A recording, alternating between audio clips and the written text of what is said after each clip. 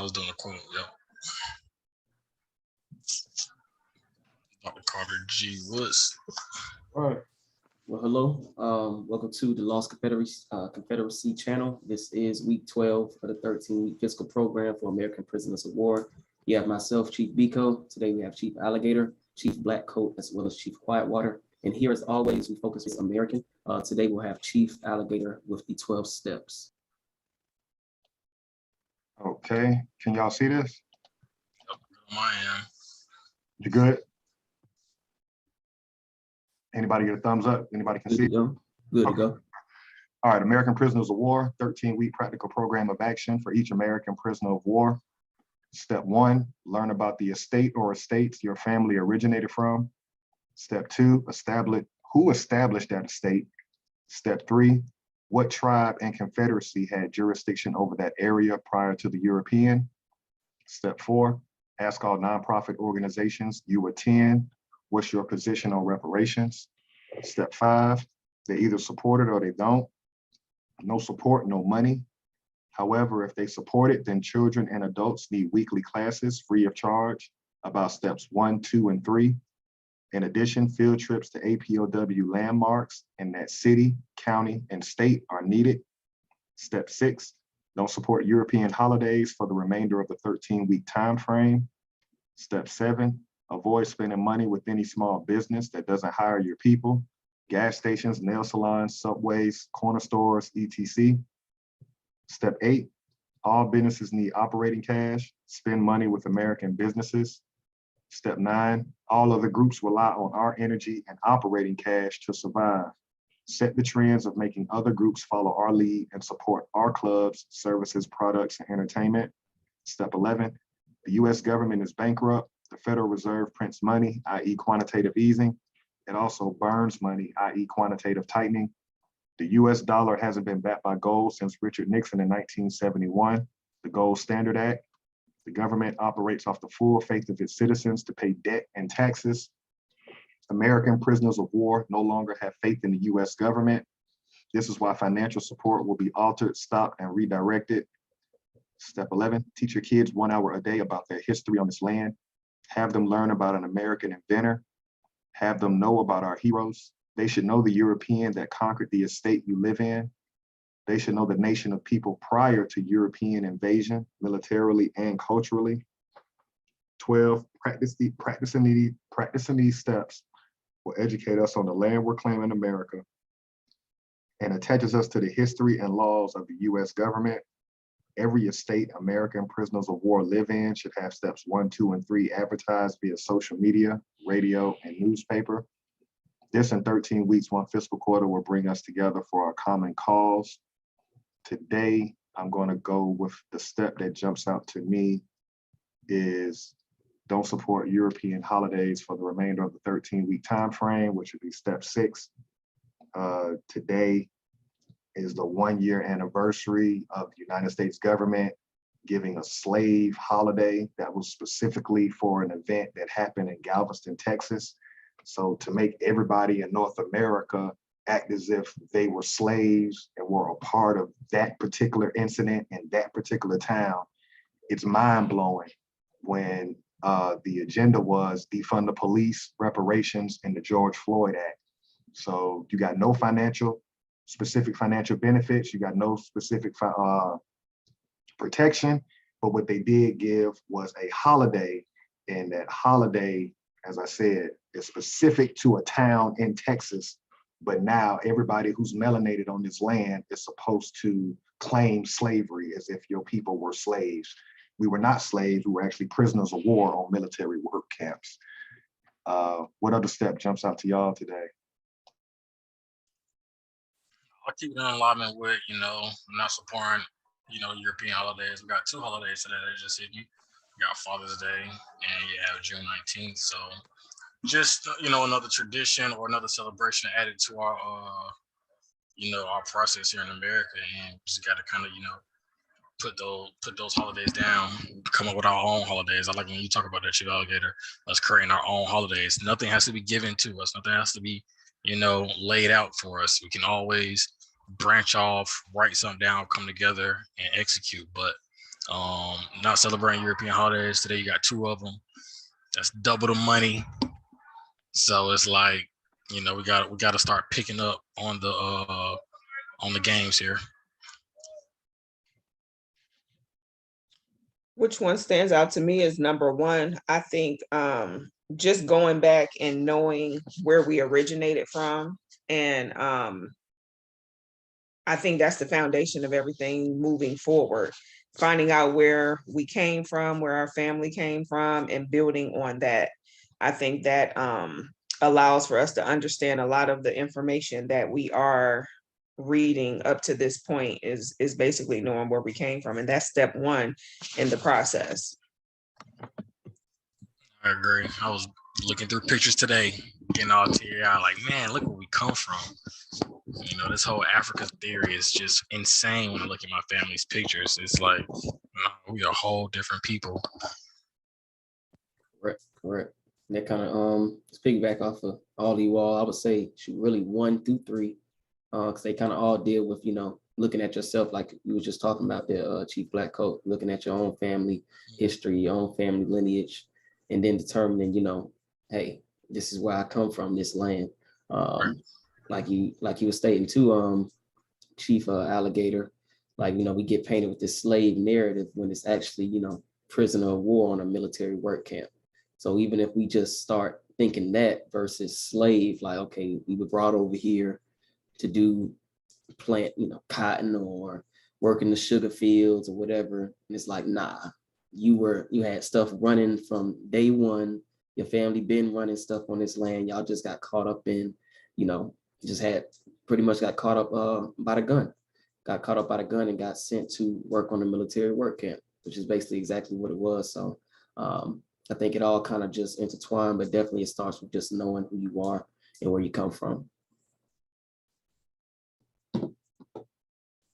Next, I will go ahead and read off this week's Inventor. This week we got a good one. We're not going to go, you know, back in time or anything, because I feel like, you know, maybe the viewer or, you know, some of the audience may say, yeah, y'all, what have you done for me lately? What have you, you know, you all need to update your resume. So definitely wanted to highlight this brother here. His name is Moses West. That's what I didn't do, was actually get his information regarding like date of birth and everything like that.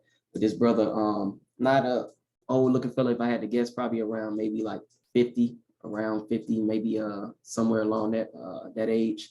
But he created the atmospheric water generator. And what this is basically takes, you know, water from the atmosphere and converts it to clean, drinkable water.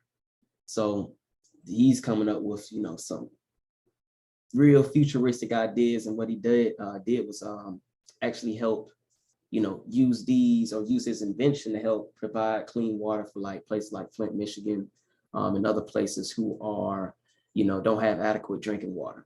The patent number is 9400131. It was approved on July 26th of 2016. So again, this is something recent, not, you know, we're not in the 1800s or even 1900s. This is 6 years ago. 6 years ago, come July 26th exactly, that this patent was granted. And I want to show this little quick video of the brother and to show exactly what the invention does here. Clean drinking water, a natural resource we often take for granted near the Great Lakes. But Moses West knows a water crisis is quietly growing. Everybody knows we're running out of water. A problem the retired ranger spent the past 4 years working to eliminate. All the water that we need it exists right here in the air. He believed so strongly in that idea. In 2015, West invented an atmospheric water generator, or AWG, a machine that takes in air and turns it into drinking water. We're at the place now, I think, making 50, 100, 200, 250,000, 1 million gallons of water at an incredibly low energy consumption. I think cheaper than groundwater by far. Cheaper than desalination. So far, 12 of these AWGs exist. West planted them in 3 areas, including the Bahamas, Puerto Rico, and Flint, Michigan. I need to engage with the people here, and I need to show them what this machine does, and they need to understand that it is their machine, and I am here for them. West says his AWGs are federally approved, and the water quality is also tested by the Colorado Water Authority. It's clean. It's good enough to drink. No bacteria or anything in it. And the reason that we go through the filtration process, so as soon as you turn it on, it starts making water. You may be wondering how these atmospheric generators are tied to Wisconsin. Most of West AWGs were manufactured right here in Manitowoc. And the people of Manitowoc should be proud. Just one unit provides a city with hundreds of gallons of clean water. The best part, it doesn't cost residents a penny. West works with organizations like the Water Rescue Foundation to cover the cost. So far, the response in the community has exceeded his expectations. And they were I definitely just want to play that. And, I know the question that we always usually ask is, what percentage of the industry do we own of that? But this is clearly an American, and this is his company, this is his invention. So that answer would pretty much be 100%. He has the patent on it. So anybody who wants to use his technology, hey, I need to be broken off. So this is just, I just wanted to highlight this example is, our ingenuity, us being, intuitive. He saw a problem and he made a solution. So this is things that we can do not only on, when it comes to, drinking water. We can do this in regards to anything, as long as we, again, set our mind to it and, apply ourselves towards working towards that goal. So definitely wanted to highlight that. That's a good pick this week. And that's interesting. I'm sure Chief Blackcoat can relate to this. First thing I thought about was he has to have a condensing system in order to take air and condense it in the water. I'm listening to him like, right, it's the same system. It's just applying it right. He just pulled air and condensed it, compressed it into liquid. We're gonna talk about that in the morning. Y'all already understand exactly what was going on. So you're like, okay, if I know that, I know I can provide maintenance on something like that. Sure, that's an industry. Exactly. Right. Exactly. So again, shout out to that brother. Wow. Correct. But the fact that that's not widely known, again, little known secret. There's a holiday right there. Right, exactly. And the fact that Flint is still struggling with their water, that situation has not been rectified. No cost to people, no cost to that community. So it's like, okay, what are you guys really doing? Right. Trying to profit off their suffering again. Yeah. And I'm surprised. Well, I'm not surprised, but I'm sure he's going through a lot of battles, because that's kind of, it's not scary. That's just who we are. It just naturally comes, but dealing with these people today, it's like, wow, shout out to that man. Mm-hmm. I know he's probably having a lot of battles with, trying to make sure that stays his. Mm-hmm. Right. Correct. Good one. That was a good one. Thank you. We'll go ahead and jump to Chief Blackcoat with this week's quote. Dr. Carter G. Woodson. Yep. Today we're going to be doing quote 11.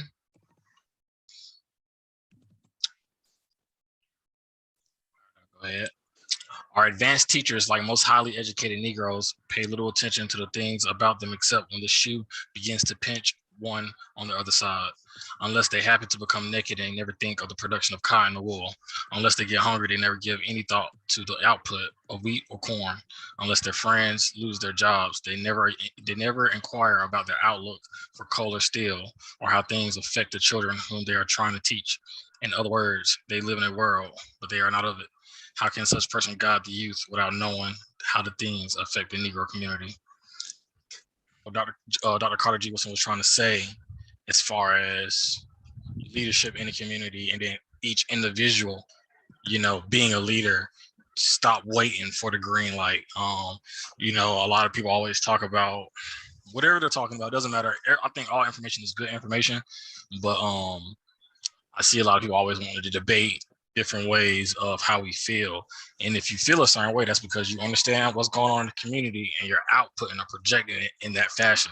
So again, just with that quote going back to Dr. Carter G. Woodson, start waiting for that green light, always being aware of your surroundings and understanding the information, or understanding the causes and defects in the community and understanding them in order to move forward as a community, being ahead of the curve, not waiting for somebody to tell you what to do, or not waiting for that shoe to pinch you on that toe to think about, you know, fixing or getting another pair.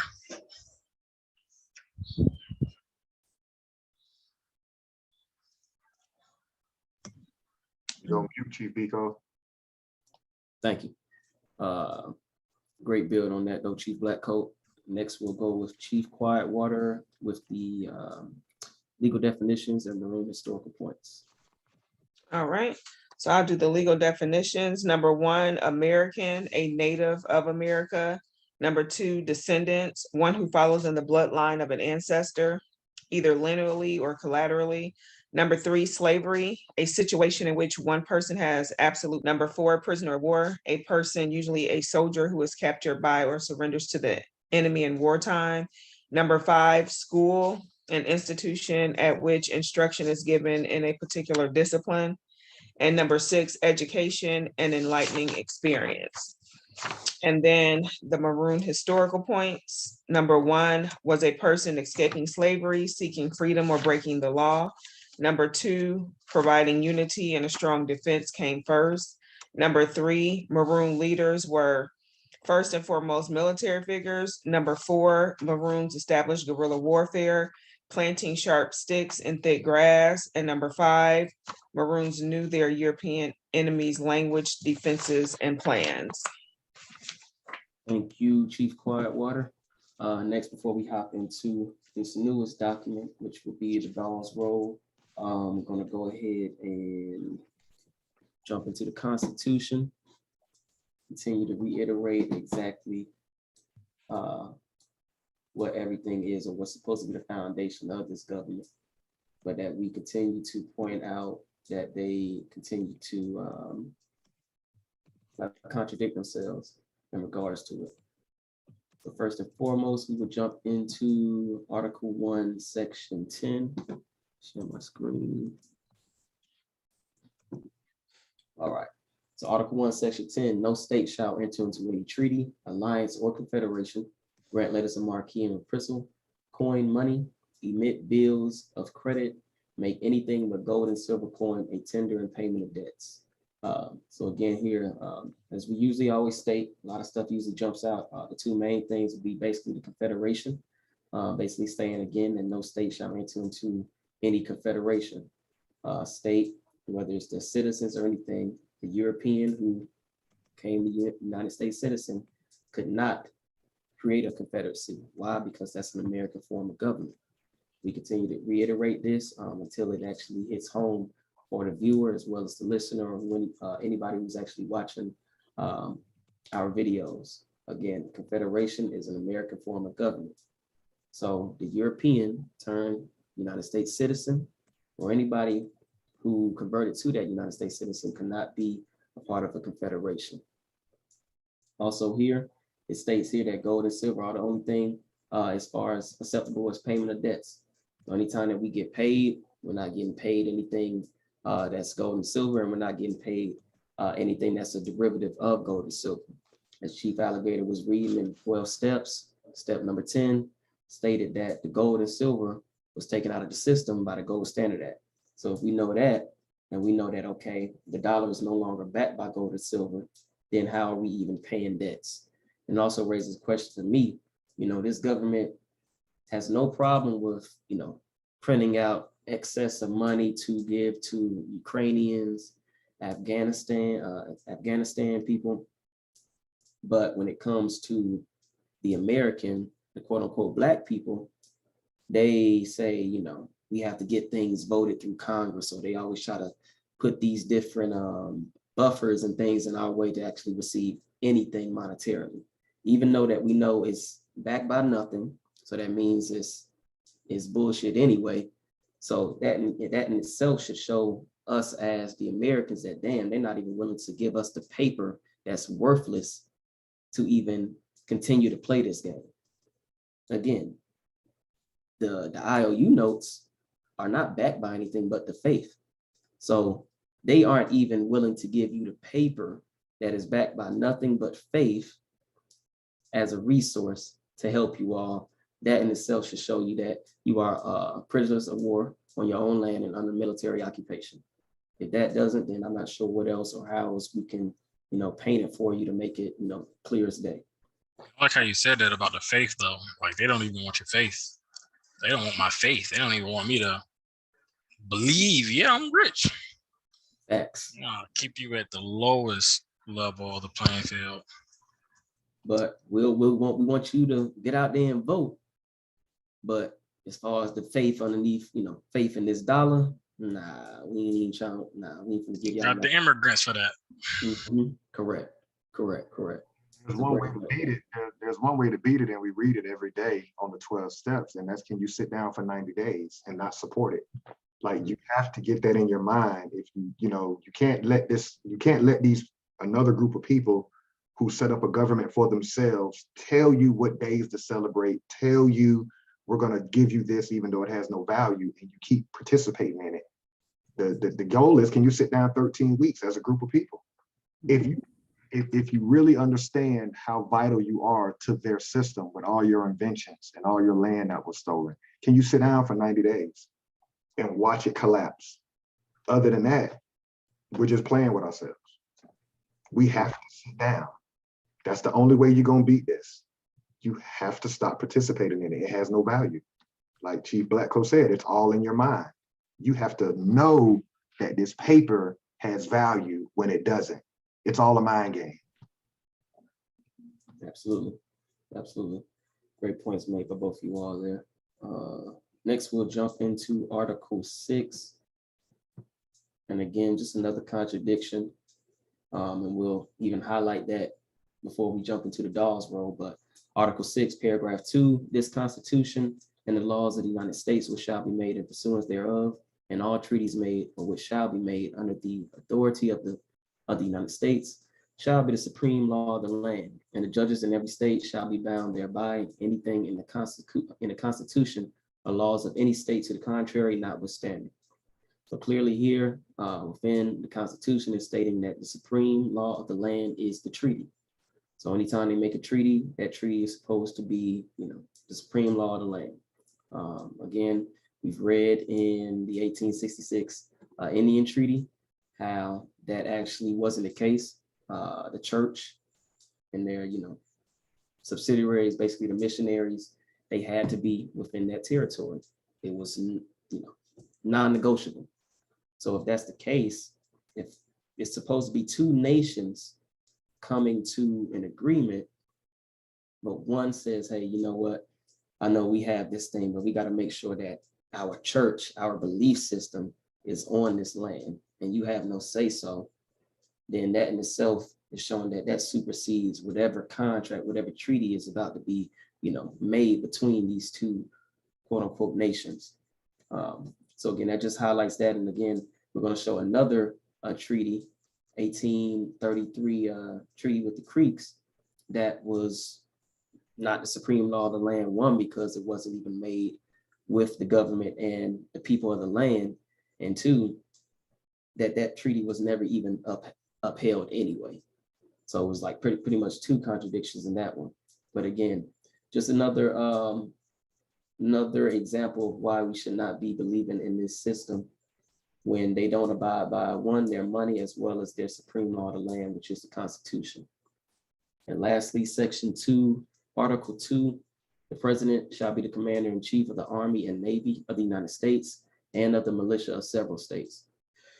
So last week, when we were discussing about the January 6 hearings, video clip we showed, everybody who was on that video clip stated that the president called them out there. Some even said personally. So if the president, understanding Section 2, has the power or is the commander-in-chief of the Army, Navy, and the militia, calls on them, called into actual service for the United States, it says it right here, people, then that means that those people who were at the Capitol, stormed the Capitol, were there for a reason. That reason, they were the militia, and to put down what, you may say. They usually call them what, insurrectionists, things of that nature. So if we look at the actual duties of the militia, it says it right here. to provide for the calling forth of the militia to execute the laws of the Union, suppress insurrections, and repel invasions. If we remember the narrative that was being spilled, it was saying, hey, this is a fraudulent election. President Biden isn't the actual president. It's a lot of lot of stuff going on in here. So wouldn't that be repelling insurrection if the laws of the Union, United States, weren't being upheld? So again, we have to understand, this system's law in order to distinguish who the pieces are within this game. So again, just wanted to highlight that before we jump into the Dawes roles. Or one thing out there about Donald Trump, it seems like he understood the Constitution.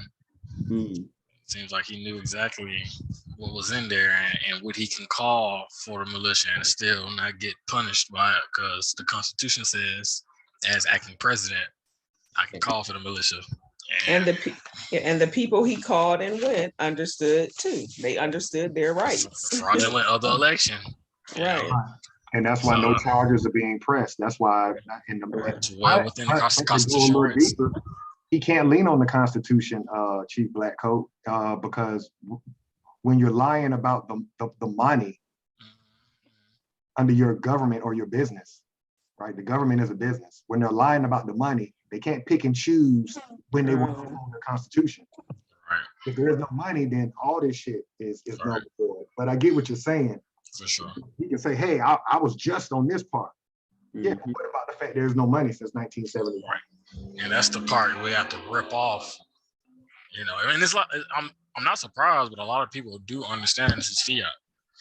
It's just a part of sit down with it, get rid of it part that we're not grasping. People are catching on to the fact like there's no money. So it's like, okay, so we know we're using Wendy tokens. Pretty much. Okay. And that's why they can sell you Bitcoin and anything. Yeah, that's why we're there now. Even if that's example, that shit's crashing. People are realizing you can. I just found out it wasn't real money. I'm kind of disappointed. I'm like, I don't want it anymore. I'm feeling like the Joker. Just burn it. Just burn it. It's worthless. It's paper. You could reverse it and say, okay, if it's just an idea, backed off faith, well, I have an idea. I want, instead of 3 zeros in my account, make it 17. All right. So it's like, anyway, just put all you're doing is input numbers. That's how I feel like them rich people be like, I'm like 108 billion. Where you coming up with these numbers? Exactly. Where you coming up with these show numbers? me 108 billion, bro. So go a little bit deeper with us. If you have to have faith in it, then that means as our group of people, every time you vote and you get benign and neglected, you like that. Because that's the only way it keeps going. Yeah, you have to have faith that I'm going to vote and get nothing, and I like that. Right. Well, that's the only way it keeps going. You have to be a sucker for your own punishment. We got a slave holiday. Yeah. Just be thinking like, are we watching what others are getting? Like, right. Do we care? 10 people did just, sadly lose their lives in Buffalo, and I didn't see anything about an American or Afro, whatever they wanted to, the term they want to use for us. But I didn't see anything of an outrage for a bill to come for us for our protection. And it's just like, why are we so blinded? Like, what are we blinded by? Honestly, like.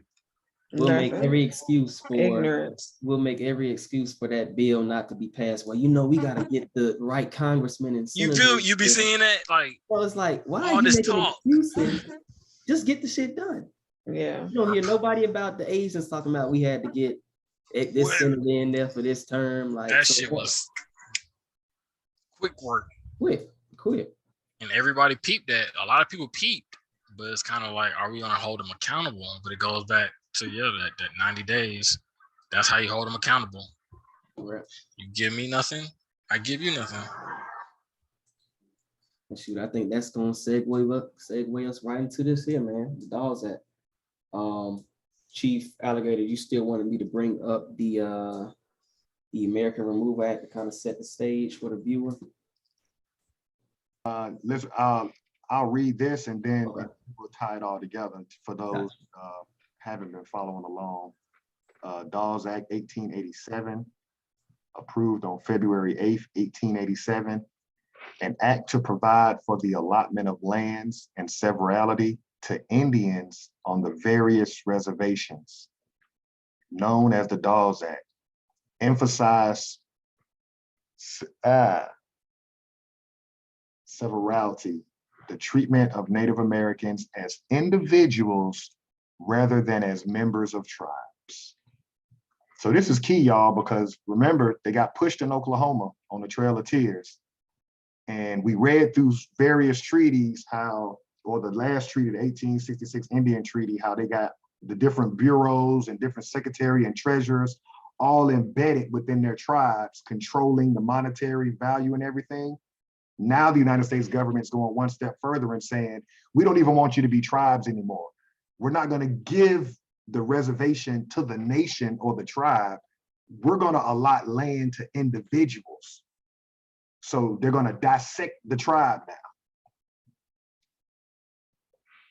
Federal Indian policy during the period from 1870 to 1900 marked a departure from earlier policies that were dominated by removal, treaties, reservations, and war. The new policy focused specifically on breaking up reservations and tribal lands by granting land allotments to individual Native Americans and encouraging them to take up agriculture. So you see what they're doing? They're destroying these make-believe nations from within by saying the nation doesn't have the land, we're going to give it to an individual. So that's like each one of us getting land allotments on this channel versus our nation having it. It was reasoned that if a person adopted white clothing and ways and was responsible for their own farm, they would gradually drop their Indianness and be assimilated into white American culture. So here we can see the trading places is about to get more aggressive, because to take the land from a tribe or a nation, that means another war. So we're going to give it to the individual, and then we can attack the individual family and get them to become Europeanized and get you to drop your American culture. Then it would no longer be necessary for the government to oversee Indian welfare in the paternalistic ways it had previously done, including providing meager annuities with American Indians treated as dependents. We learned that from previous treaties, how they were giving tools and allotments and stuff. The government couldn't afford it no more. So it's like, you know what, let's make them us, instead of providing them resources and tools to continue to do what they're doing. Y'all want to, anything y'all want to share on that, what we just read?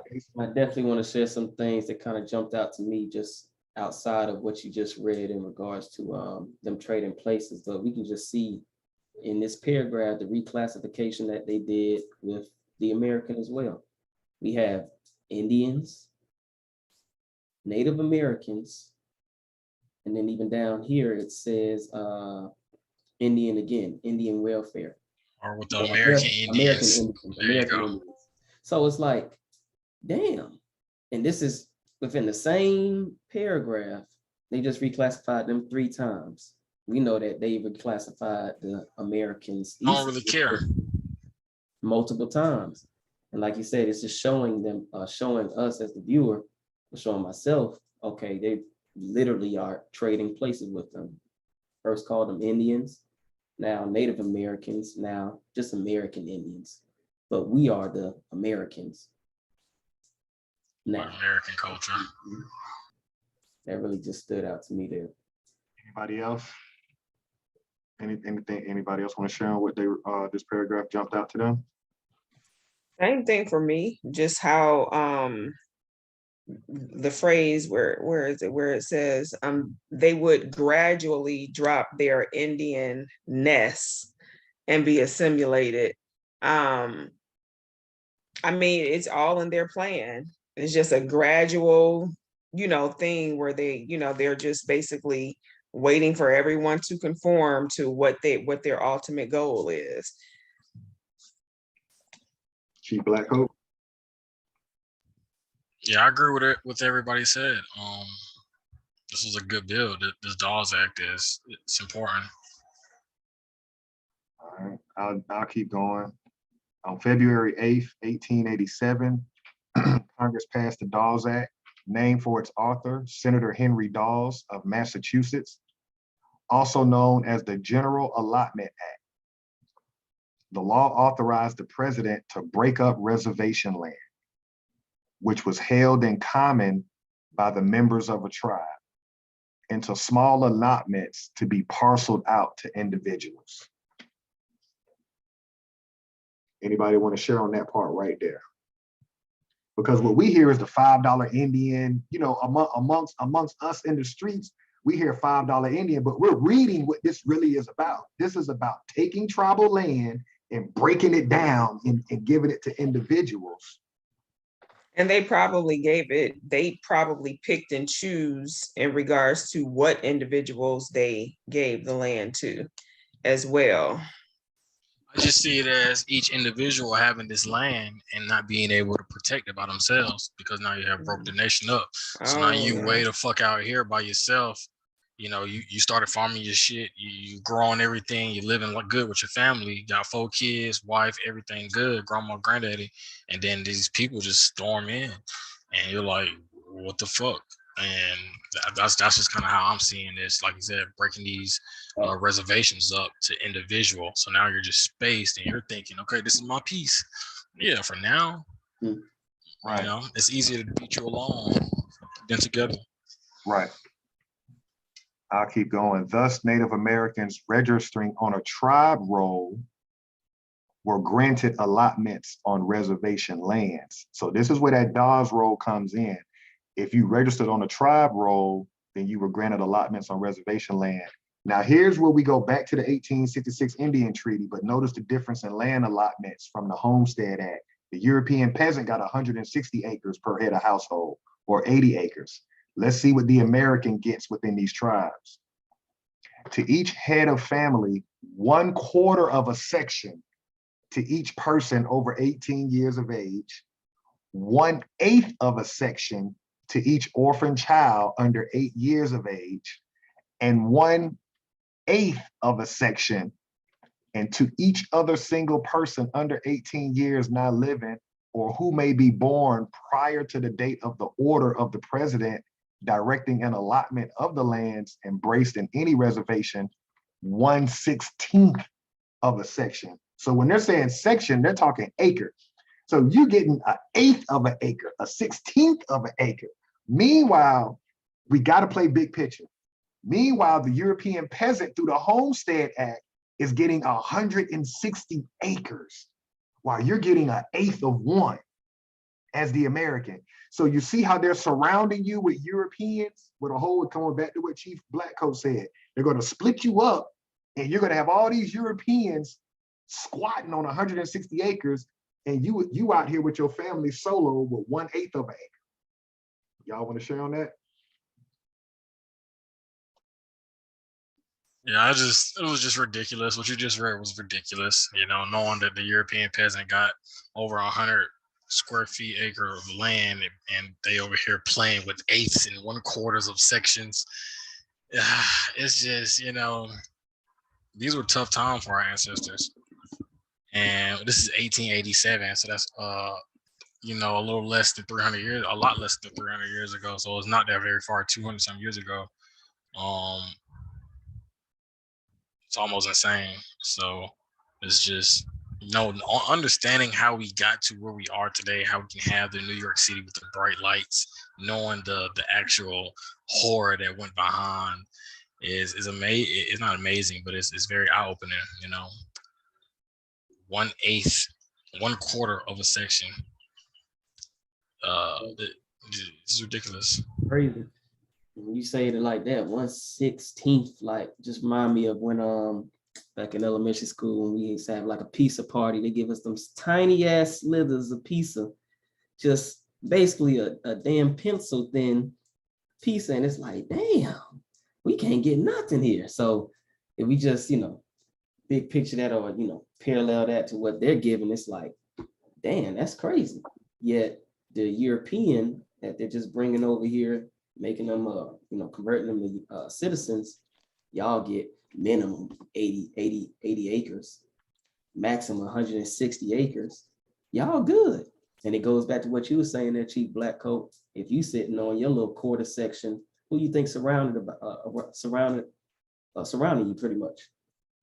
These Europeans who like, Right, oh, take yours right. too. You ain't got And no And I'm sure they knew, like, but you get comfortable and then you get Lexi Daisy, then you get Yeah. complacent, and then that's when it's like all hell break loose. Kind of like now, you get comfortable and then all along they're moving in on you, and the next thing you know, they've taken your land. Next thing you know, Buffalo. Same kind of scripts, just now that the land's already gone. How do I keep it? Right. We'll tie in the map on this section and then somebody else can pick up after we do this section. If you can, if you can go back to that section I was at. Section 8. All right. So Section 8 of the Act specified groups that were to be exempt from the law. So as we read this, basically this is the summary before the Act, but this is going to paint the picture for us. The provisions of, let me move this on the other side. All right. Section 8 of the Act specified groups that were to be exempt from the law.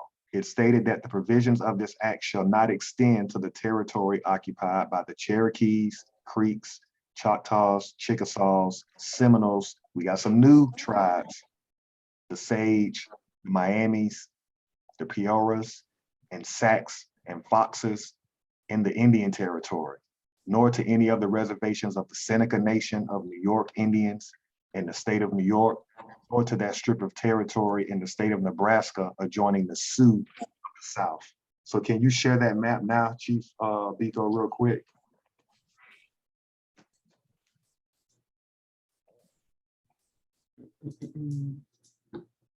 And this is why the timeline of what we're doing means so much, so we can understand everything. If you use your cursor, Chief Biko, everything east of the Mississippi, this is where those original 5 tribes were: the Creek, Cherokee, Chickasaw, Seminole, Choctaw. They exited us or moved those 5 nations into Indian Territory in 1830, which was known as the Indian Territory, which became Oklahoma. My question to y'all is, what happened to the original Creeks, Cherokee, Seminole, and Choctaw? They were in the Seminole Wars, and we're in it to this day. It never ended. It never ended. So what we're reading about right now in the Dawes Act are the people who were getting fucked over that moved into Indian Territory in 1830. With me? 50-something years later, they're saying, oh, that land we gave those 5 nations, oh yeah, we finna break that down into individuals now. Meanwhile, we still over here under Special Order 15 with General Sherman talking about we can't infiltrate them. We're still warring on the East Coast. Still fighting. Y'all want to build on that real quick before we get back? We have to remember the timeline. Right, and we have to remember that people stay home again. Now that's here in that Dawes Act, we're on that map now, but it was kind of hitching at the fact that this Dawes Act won't extend over to them because we won't have no control over that. So pushing over here towards this Indian Territory, yeah, we gotta understand that the family was separated, and now you have people under United States government law, and then you still have, like I said, General Sherman down here, wherever he was in Florida, trying to defend it, trying to get the land, trying to get civil with us, put it in those terms. That is a good point. Yeah, you just made a great point. Like you said, we don't have no control over them. We couldn't have wrote them off, and it just they even talk about it in one of these treaties, the treaties with the Creeks, 1833. So they like to say the American Removal Act, 1830. This is 3 years after. If you take a look at this article, it says it is hereby mutually understood and agreed between the parties of this treaty that the land assigned to the Creek Americans by the second article, therefore, shall be taken and considered the property of the whole Creek or Creek Nation, Muscogee Creek Nation, as well as those now residing upon the land, as the great body of said nation who still remain on the east side of the Mississippi. So this is 3 years after that American Removal Act. They're stating exactly what Chief Blackcoat just said. We know majority of y'all still on the east side of the Mississippi, but as far as y'all that done contracted with us and our military, yeah, whatever they even said y'all was going to be allotted, null and void. First of all, one, you signed it with our military, so that shit we ain't even gonna go by. And two, we ain't gonna go by it anyway. We want to abide by our own goddamn constitution. So scratch all that. This is the new rules. So that just in itself just highlighted exactly what you stated there, Chief.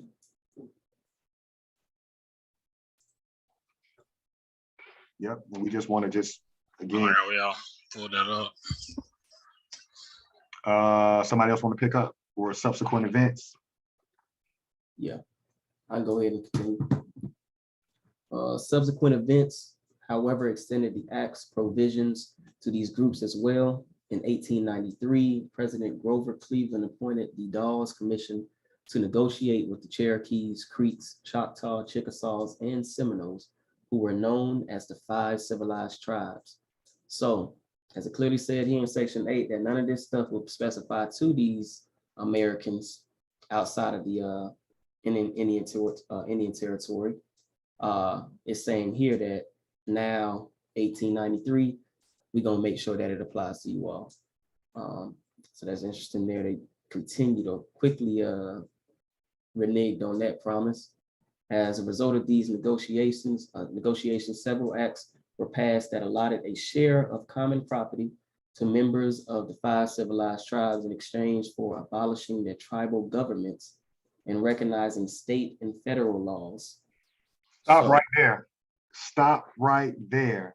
That's what we were reading in the 1866 Indian Treaty, how you can't call yourself fully self-supporting as a group of people when you got another nation dependent on paying you your stipend. Mm-hmm. So here, what you see them doing is basically saying, yeah, we finna make y'all US citizens. Fuck all that 5 civilized tribe shit. You're gonna be recognized by state and federal laws. That means your tribal laws don't even matter no more. We're dissolving your government and we're gonna put the land under individuals, like Chief Blackcoat said. It's military tactic. We want you ass out in the wind by yourself. So when we pull up late night with the white sheets on and hang your ass, we get your property. That's how you get your Masons and your Eastern Stars. And that's how we were protecting ourselves. We had to know who was the protectors in our community. They were hanging people that were landowners. They weren't just randomly hanging you. They knew who they were coming to string up in your town. Y'all want to build on that? I mean, it rhymes today. How many people, have come up missing or have been locked up that were doing good work in our community? I was reading something the other day, the actual security guard at Tops during the Buffalo shootings, he was creating a water engine. Like he was working on getting a patent to create that. So just paralleling to exactly what you said, okay, if we know somebody, an American has, this land, we know that it's not many of them anyway. Let's surround them. Let's make sure they cultivate the land how it needs to be. Then we're gonna off them and their offspring. No kids, so no land is gonna be given to the offspring. So now that's our land. Same thing as we can kind of parallel it to this the top situation. Knock off that man, inventor that was going to create an industry that was going to shut down or prevent all this gas crisis that they like to put out there. All of these other things. So it's like, okay, let's go ahead and off him. I'm thinking about, oh my bad, go ahead. Now go ahead. I was just thinking about we do the inventions every week and the industries, where did they go? Oh, well, you were off in your little quarter section. Right. Nobody around. You're out of there. And how no revenue coming from those industries today, it's kind of like, yeah, because they're gone and there was nobody to claim. Just completely wiped out. That's where they are. Basically just isolated. I mean, they were very strategic in the plan of how they, isolated the people so that they can infiltrate and definitely take over not only just the land, but This is when they, you know, their thought process, because now they're thinking, okay, now I'm one of them. And so they're eventually going along with everything no that they're land. feeding them. So they were very strategic with their plan, and eventually they massively just started going along with it. And what about the part of Choctaw where they're saying something important? They didn't want to play fair either. All of that land versus my little piece of land is kind of Right. like, now you're trying to farm or till some more land. Somebody see you on their land, that's a reason to harm you. Or Mhm. just the fact that you have no type of space of nothing, just kind of just deserted out to the outskirts. Yeah. I'll continue here. In order to receive the allotted land, members were to enroll with the Office of Indian Affairs, later named the Bureau of Indian Affairs. Once enrolled, the individual's name went on the Dawes rolls. This process assisted the BIA and the Secretary of the Interior in determining the eligibility of individual members for land distribution. So again, Oh, that's critical because you have to participate in walking away from your tribal land. That's what that's because we read, remember Dr. Claude Anderson's family, he knew his Dawes roll number. That means that one of his family members got in line and was like, yeah, I want the land for myself. I don't want it under my tribe. That's all the United States government needed you to do. Yeah, bring your ass down here. We're going to register you and we're going to give it to you individually. How that work out? Going back, you by yourself. Yeah. Right. Yeah. So it's all clear now. It definitely is. The picture gets brighter and brighter and more clear as we continue to read these documents. I need to start looking at when these holidays started. Like, when did we give up and just start playing around? After 1965, because you weren't a citizen until then. Yeah, see, we don't even like to admit that. Yeah, you weren't a part of the government. So, but if we can push through this summary so we can finish that today, then we can start on the actual act. We got, what, 2 more paragraphs? Yeah, all right, let me go here. The purpose of the Dawes Act and the subsequent acts that extended its initial provisions was purportedly to protect American Indian property rights, particularly during the land rushes in the 1890s. But in many instances, the results were vastly different. The land allotted to individuals included desert or near desert lands unsuitable for farming. In addition, the techniques of self-sufficient farming were much different from their tribal way of life. Many did not want to take up agriculture, and those who did want to farm could not afford the tools, animals, seeds, and other supplies necessary to get started. So damned if you do, damned if you don't. Right. And that we do give you, it's gonna be untillable. You can't do shit with it. It's gonna be worthless. That's why we're giving it to you. Right. Didn't they do that in Florida with the first chapter we read? Didn't they try to push them in unfarmed land? Right. Like, so how many? Chief Blackcoat just said the same thing. They give it to you on the individual level, but they put you damn near in the desert where you can't farm. Right. Can't do nothing. Can't do nothing. That's just coming from watching film, looking at how we know the families always just be out there, and it's like, damn, look kind of dry. Yeah. You out there by yourself. Daddy always got the gun. Just little things. There's always a little truth in something, especially when you read. You can kind of connect the dots. So, Don't try to fetch that water from the well if there's anything. Right, super dry. Gotta dig. They had to dig that hole for that water now. Yeah. We still got one at my granddaddy house. We still get fresh water coming through. Wow. Let me read this last one. There were also problems with inheritance. Often young children inherited allotments that they could not farm because they had been sent away to boarding schools. Multiple heirs also caused a problem. When several people inherited an allotment, the size of the holdings became too small for effective farming. Tribes were also often underpaid for the land allotments. And when individuals did not accept the government requirements, their allotments were sold to non-native individuals, causing American Indian communities to lose vast acreage of their tribal lands. That's gentrification today. Everything you just read, underselling you, undervaluing your property. Tribes were also often underpaid for land allotments, and when individuals did not accept the government requirements, their allotments were sold to non-native individuals. Oh, so you don't want to take this $100 for it? We'll sell it to these peasants over here then. Mm-hmm. That's Yep. exactly what happened in 08.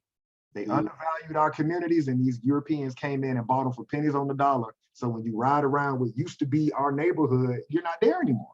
Exactly. Can't even recognize it. The bank robbed you. The bank's like, oh yeah, we valued it at this, but oops, we're gonna revalue it to this. Damn. So all those beautiful homes, you know, just beautiful homes, undervalued.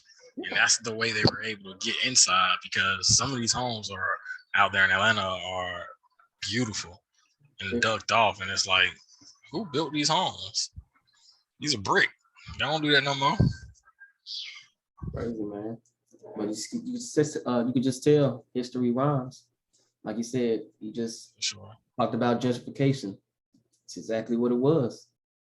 Take your land, give you bull crap for it, give you pennies on the dollar, already giving you 1/16 of, you know, an acre. So you ain't got much anyway. Now you're trying to split that between multiple inheritance. Right. And y'all can go ahead and keep it. I ain't even trying to fight over that with y'all. I'll go over Each here. y'all get 6 inches, so everybody's standing on. Everybody's standing on the block.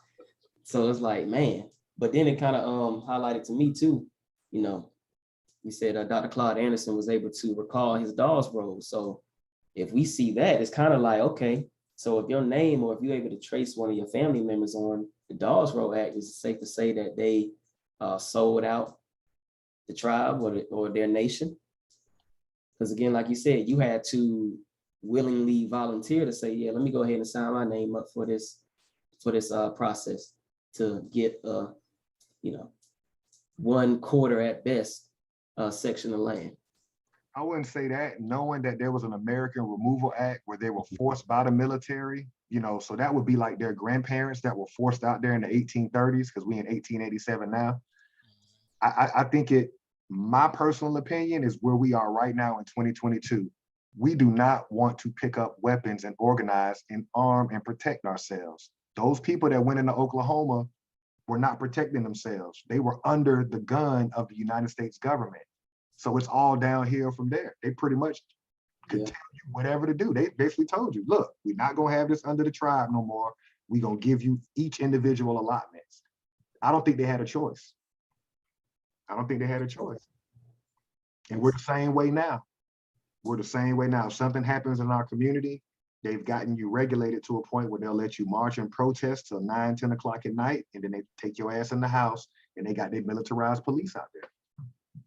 You're unarmed, you're unprotected. Y'all thoughts on that? Just rings true. Yeah, that's just facts. And it kind of highlights today, like when they are able to pick off certain individuals. Just going back to Chief Blackcoat's point, you know, you off in the middle of nowhere, surrounded by your enemy. They finna pick you off. You know, we all say we gotta go to another side of town to be protected. You know, there ain't nothing over here. Let me move out here where it's, you know, not a lot of our people, but you know, my kids gonna get a good education, or blah, blah, blah. And those be a lot of the same stories where you see their kids end up missing, or they didn't end up getting shot by the police. Hung in garages. You know what I'm saying? All kind of stuff. It's like, yeah, because you was out there on your own. You ain't even had the protection of the tribe. So it's kind of What's under that? If you scroll down a little bit more, what's under that right there? Okay, now we get into the actual act next week. Okay. All right.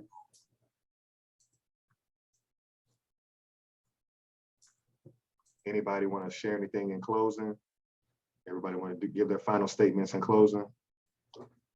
I think that it was a good read tonight. I think that, like I said before, it just makes things a little bit more clearer as we, up to this point, how they just strategically knew exactly what they wanted, and they went for it, and they got it, and they continue to do the same thing.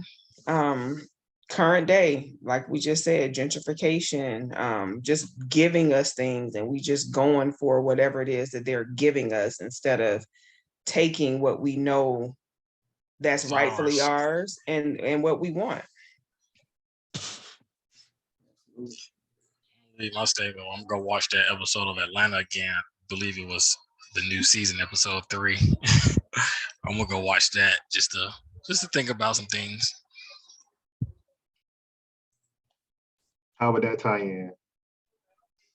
It was about pretty much us going back into the neighborhoods where we originally stayed, and us just not leaving, saying this is ours. You know, having a deed from when they great grandfather used to own the land, and then they coming back like, hey, this is ours, and the white people are like, what were you talking about? And they like, look, my grandfather owned this property, 17 so and so. How'd you get here, and how am I not here? And it was a very eye-opening episode. FX Atlanta, called Atlanta season 3, or the newest season, episode 3. Yeah, just highlight exactly a blueprint of what we can do as a group of people. Right. Take our shit back. So yours, literally, like birthright. My birthright is yours. Like, you're not from the land, so it's like, what?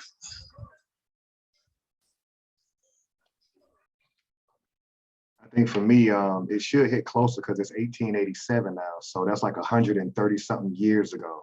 So that's your, as they say, that's your big mama. That's your big mama's parents. So when your big mama was a kid, her parents, which is your 2-time great, that's who they are in 1887. So some of us have lived to see our big mamas, myself included. I remember my big mama. So when she was a child in the late 1800s, our story is going to be different because we're coming on east of the Mississippi, so we're still warring. So we understand how we still got our land because they couldn't take it. But if you in that Oklahoma or you west of the Mississippi, we understand how they lost their land. And it's because their great-grandparents tapped out in the 1830s when they got on the Trail of Tears. You see what I'm saying? We never left. Our descendants never left. We can never forget that.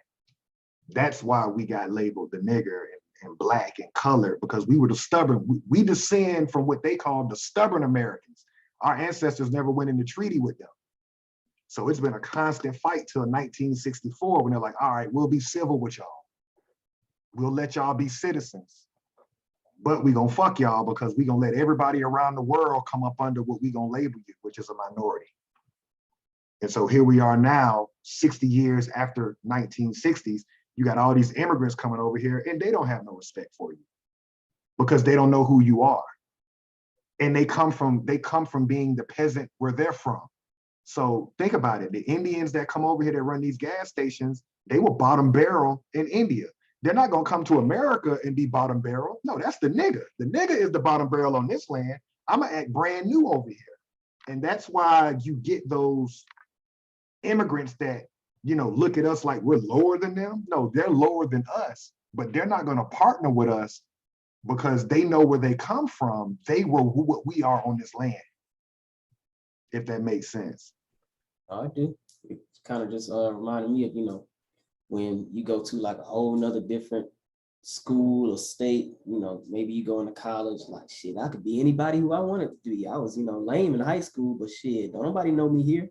And I just got the bag from the college. They finna give me all this money. Shit, I'm finna be a whole new person. So that's exactly, like you said, that's exactly how their mindset is when they're coming over here from their countries. Because like you said, if they were peasants over there, I ain't finna be a peasant over here. And we know they peasants because why would you want to be over here if you was a, noble person or you had some type of status in India? Ain't nobody coming over here if they didn't have, if they was of status. Exactly. I'm good where I'm at. Shit. I'm just mad they really got the contracts. Like we got to start questioning everything. You can't keep going to the gas station and seeing one group of people at all gas stations and not have a fucking issue with it. That's the contract. They got like this shit is just they got the contract, and then of course other industries as well. But why nobody question that shit? Like, yo, hold on, hold on, all you niggas that's not from here you own the gas stations. Get the fuck about here, bro. We ain't playing these games no more. Yeah, but we got to get to that level of stop being mad at the hood, going to these industries, going to these gas stations. Like, get the fuck about here. We running this shit now. Facts. What are y'all doing? We got a Right. whole fucking country. Mhm. It's They the want lack. us to feel bad. It's a lack of exposure, Chief Black Coat. Most of us, unfortunately, humans are creatures of habit. It's point A to point B, right? So if you're working at a brick and mortar situation, you get off, you got your little ritual stop, and you go home. You may have the benefit of being all over Atlanta, so you're getting exposure. You see what I'm saying? A lot of people aren't riding around during the day. So you're able to hit multiple different spots of Atlanta, and you're starting to see, damn, I don't give a fuck where I am. I don't give a fuck where I am in my city. They run everything. A lot of us don't see that. That's all I'm saying. So it's not that, I think a lot of this is we don't know. Yeah. Mhm. Just, yeah, I would go there. I'm just very oblivious, but